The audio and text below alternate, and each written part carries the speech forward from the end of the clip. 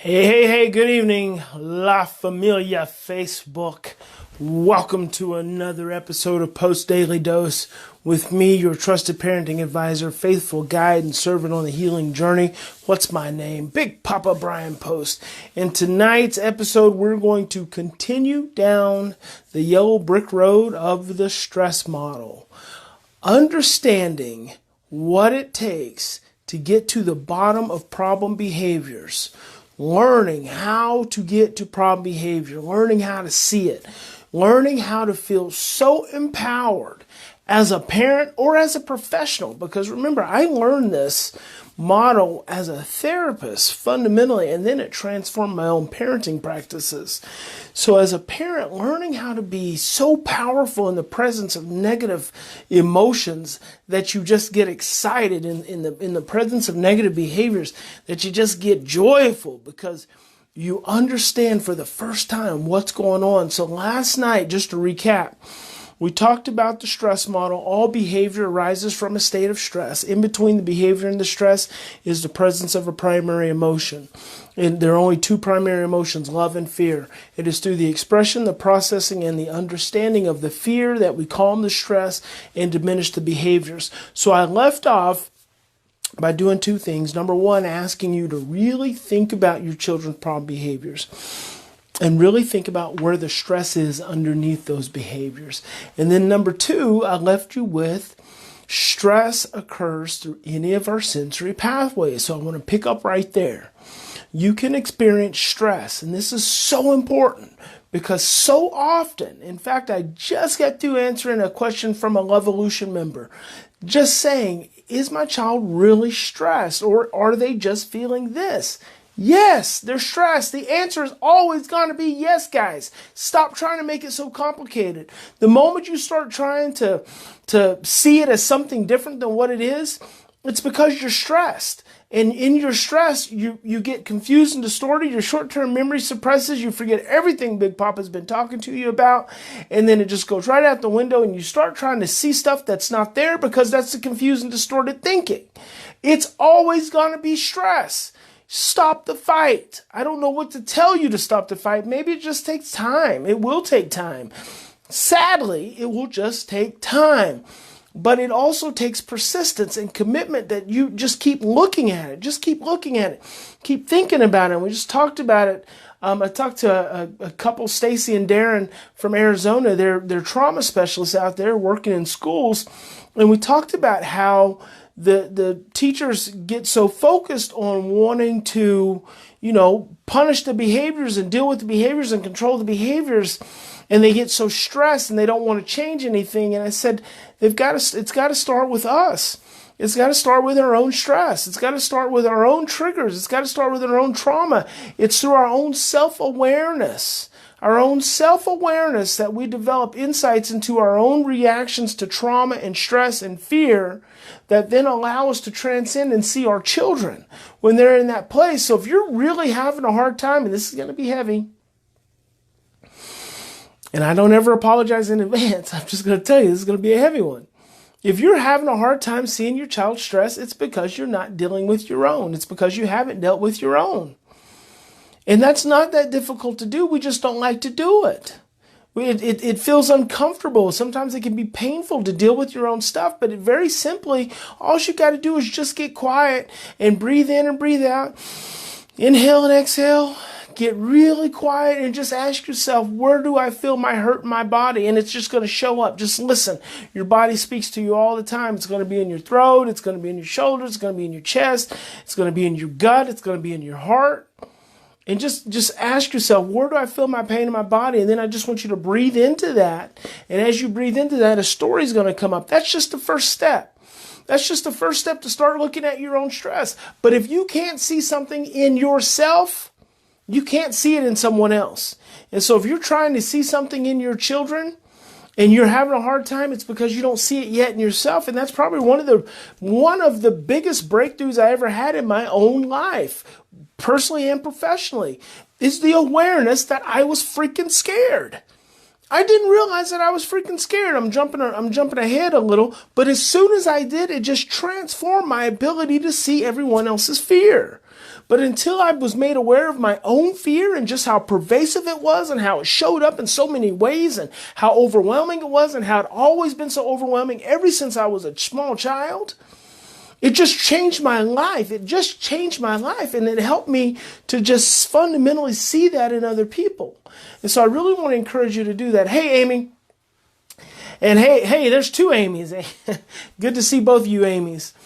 And so that's the challenge. When I say all behavior arises from a state of stress, I want you to understand something about the stress model. It is very dynamic.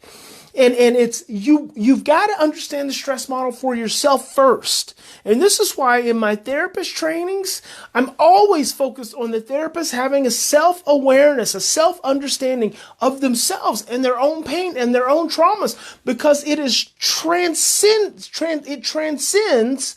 all other theoretic garbage that we seem to buy into as therapists. And it is truly transformative. And so I do the same thing with therapists as I've done with parents. You've got to come to understand your own challenges, your own pain. So the stress model, when I say all behavior arises from a state of stress, what you have to understand is that when the child is stressed and that behavior is being triggered, that behavior triggers your stress, which then triggers your emotions, which then triggers your behavior.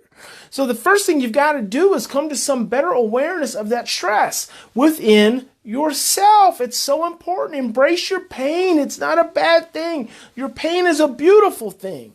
It is a beautiful thing. It is a part of who you are. And I know it sucked then. Sometimes it sucks now. But it is a beautiful part of who you are because you are a beautiful person. So everything that you've encountered, everything that you've gone through is in the making of who you are right now. And that makes you beautiful. That makes you amazing. If anything different in your life had changed before your child, you wouldn't even have your child. You would have been on a different trajectory. But you're here now and it's an amazing thing. And I want you to embrace it. I want you to stop being afraid of your pain. I want you to stop being afraid of your trauma. And I just want you to start giving into it. And all you have to do, and you have complete control over this, all you have to do is close your eyes, think about the experience, think about the pain, think about the hurt, breathe into it, and just let yourself feel it. Just let yourself feel it. Breathe into it, let yourself feel it. Wherever it's at in your body, put your hands on that place wherever it's at in your body. Just breathe into it. And just think about the experience and just feel the emotion that comes up. Emotion will come up and you don't have to do anything with that emotion. What I'm going to tell you is at any given time, you can stop, you can open your eyes, you can raise up, you can stand up, and that brings you right back into the present. You don't have to get carried away with it as we oftentimes may think we're going to. Some people say if I cry, I'm going to die. That is a reality within the framework of their brain and in their emotional experience, that if they cry, they're going to die. So what I want you to understand is that your child's negative behavior triggers your stress, which triggers your fear, which triggers your stress. But I really want you to understand that you experience stress. This is a very important part of the stress model. You experience stress through any sensory pathways, through all of the sensory pathways. And you're always receiving sensory input. Constantly, as long as your eyes are open, you are receiving sensory input. And you're probably even at an unconscious level taking it in when your eyes are closed. And that's why it's good to sleep in a really dark room. That way your pineal gland is able to fully relax and release growth hormones and all the good stuff and help you settle and help your circadian rhythms to regulate out. But if you're sleeping in a lit up room, then unconsciously your brain's still receiving that sensory input. And so you're always receiving the sensory input. And I want you to understand that any of that sensory input, whether it's through what you see, what you smell, what you hear, what you touch, what you taste, the temperature of your body, digestion, or movement, any of those things, any of those pathways are capable of making you have a stress reaction, and it's all unconscious. So you don't know what causes the stress. You won't always know, and that's why with your children, you got to stop trying to guess. Because you're not going to figure it out. You're not going to know. Sometimes you can ask them and they can tell you. Other times you can think about it a little bit. You can think about where they're coming from and you can figure it out that way. But other times you just have to go with the fact that they've been out with friends or they've been out working or they've been at school and they come home and they just don't feel good. They go straight to their room and slam the door. They're stressed. There's no guesswork in that. The only guesswork in that is what you can do with that understanding. It has nothing to do with anything else. So you're going to either have some understanding over that behavior and that dynamic, or you're going to get stressed out yourself. And then as soon as you get stressed out, that's going to drive your fear, which is going to drive your behavior. Then you're going to become more controlling. You're going to become more demanding. You're going to go say something stupid like, don't slam that door. Your kid's already stressed out. Really, is slamming the door that big a deal? I got a little triggered this morning. I was doing the Parenting Rescue episode that's going to hit tomorrow. So tomorrow, noon and 1, I'll be adding that to the YouTube channel, Parenting Rescue episode number 3. And in it, the super nanny is having this kid who's supposed to be going to take a nap, going to stick her nose in the naughty corner. And I'm like, a kid is stressed out enough to need a nap. And then you start focusing on her going to stand in the naughty corner because she's already stressed out.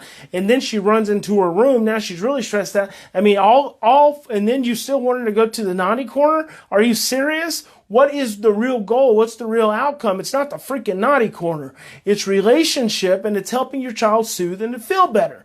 So for this episode, fundamentally what I want you to focus on is how stress comes into your life. I lost my word there for a minute. I was thinking there was an I word. How stress infiltrates. That's what it is. How stress infiltrates into your life unconsciously, unwittingly, and you don't know it, and it starts triggering you. It starts getting your cells all activated. So it only takes one cell to experience a stress reaction to send all the other cells into survival. You move into survival mode. So when you become stressed, you have two energies that exist in your body. You have a surviving energy, which is fear, and you have a thriving energy, which is love.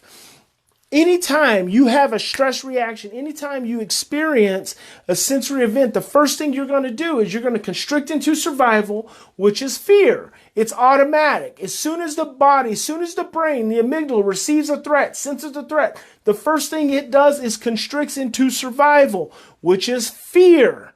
Right? It's that freeze. The amygdala freezes first, then it determines whether to fight or to flee. Now, in that space, there is a space between that first stimulus and your initial reaction and then what you do. So there's the stimulus, there's the reaction, and then there's what you do. So you have a choice between that. After that stimulus and reaction, you have a choice because your brain's going to freeze regardless. No matter what you do, it's going to freeze. Now you have a choice whether you fight, flee, or calm down and move over into love. You have that choice. And I want you to become increasingly more aware. And with children, it can be so basic. Food, safety, love, acceptance, very basic, right? As far as their core stress needs, the things when they're stressed, what are the core things that these children need, that your children need, which can be the same thing for you.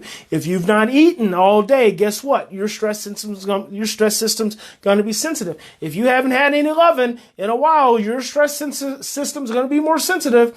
If you hadn't had a hug, if you hadn't had someone smile at you, if you hadn't had some gentle eye contact, if you hadn't listened to some good music, if you hadn't had some quiet time, your stress reaction system is going to be more sensitive. So you got to take care of yourself. That's the first thing. You got to take care of yourself before you can take care of your child. If you see your child stressed out, the first thing you got to do, put the breathing mask on yourself. Calm yourself down, because if you don't, you can't calm them down. It's very simple. So I want you to focus on your stress reactions. Stress reactions in all your sensory pathways.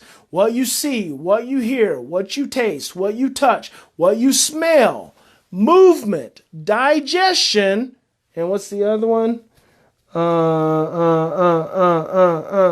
I'm missing one. There's one more. Movement, digestion, what is it? Someone's going to tell me. I know.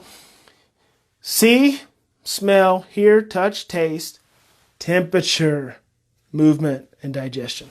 All those things create stress reactions for you, and it's almost always unconscious. You won't even know it. That's why you have to slow down. You have to take some deep breaths, and you have to say, what's going on with me right now? You might be having a dadgum old hot flash and just getting stressed out and feeling really, really irritable. Thank you, Katie, and thank you, Amy. Amy nailed it. Okay, guys, that's it. remember, in any given situation, we can experience we can have a sensory experience, and we can just start reacting. We can get triggered into our past experiences, and we just start reacting. We get overwhelmed, we get stressed, we become fearful, and then we start acting in inappropriate ways that we end up feeling ashamed and guilty about.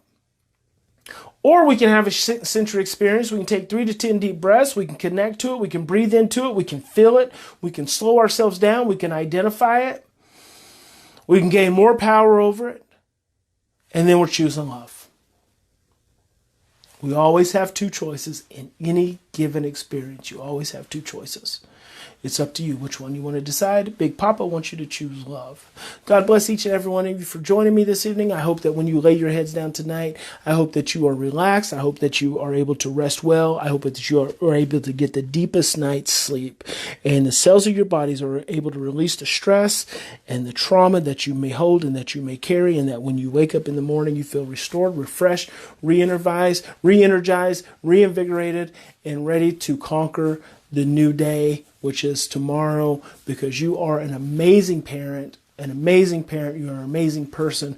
You may not be a parent. You may be a therapist, or you might be a single person, but you're an amazing individual. I know you are.